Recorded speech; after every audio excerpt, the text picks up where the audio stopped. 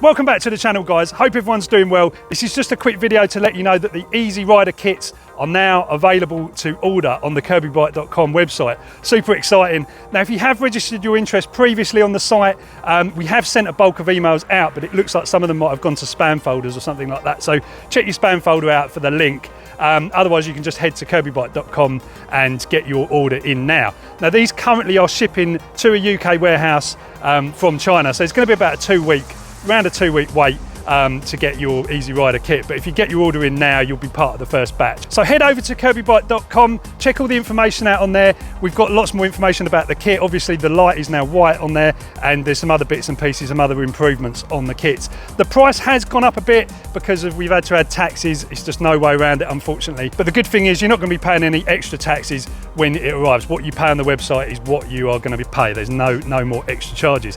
Anyway, guys, that's going to be it from me. Go check the website out now, get your order in, and I'll catch you next time.